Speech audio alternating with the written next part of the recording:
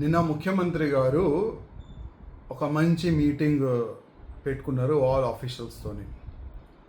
ఆ మీటింగ్లో గోశాలలు మోడల్ గోశాలలు కట్టడానికి ల్యాండ్ కూడా ఐడెంటిఫై చేసుకున్నారు. ఒక మంచి ప్లాన్ అయితే చేసుకున్నారు.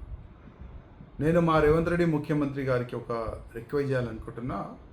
సిటీలో కూడా ఎక్కడైనా చాలా పెద్ద లైన్ ఉంటే అక్కడ కూడా ఒక పెద్ద మోడల్ గోశాల కట్టాలని నా ఒక నివేదిక. అదేవిధంగా మీరు గోశాలలో అయితే కట్టడానికి ఒక మంచి ప్లాన్ చేస్తున్నారు, కానీ దాంట్లో ఆవులని, దొడలని, ఎద్దులని ఎక్కడ నుంచి తీసుకొని వస్తారు అది కూడా చెప్పాలని నా ఒక నివేదిక. ఎందుకంటే ఇవాళ మన తెలంగాణలో ఆంధ్ర నుంచి కానీ, ఒడిశా నుంచి కానీ, మహారాష్ట్ర నుంచి కానీ, కర్ణాటక నుంచి కానీ, వేరే వేరే రాష్ట్రం నుంచి చాలా పెద్ద ఎత్తున ఆవులు, దొడలు, ఎద్దులు స్లాటర్ హౌస్కి కటింగ్కి వస్తున్నది ఇల్లీగల్గా.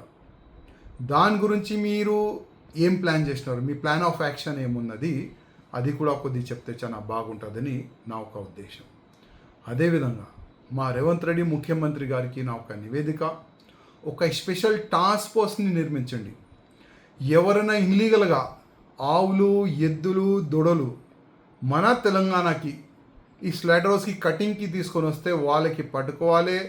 అదే ఆవులు, అదే దొడలు, అదే ఎద్దులు మీరు కట్టిన మోడలైజ్ని షిఫ్ట్ చేయాలి, అక్కడ షిఫ్ట్ చేయాలని నేను కోరుతున్నాను. అదేవిధంగా ఒకవేళ అది ఒక మంచి టాస్క్ ఫోర్స్ టీమ్ గౌరక్షణ గురించి మీరు తయారు చేస్తే దానికి ఒక సభ్యుడిగా మా కూడా పెట్టాలని నా ఒక నివేదిక.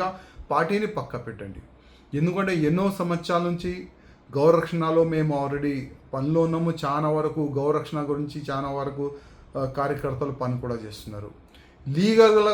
లీగల్గా మేము కూడా మీకు సపోర్ట్ చేయడానికి మేము రెడీ ఉన్నాము, కానీ దీనిపైన కూడా దృష్టి పెట్టాలని నా ఒక నివేదిక. అదేవిధంగా తెలంగాణలో మున్సిపల్ కార్పొరేషన్ నుంచి చాలా వరకు స్లాటర్ హౌస్ నడుస్తున్నాయి.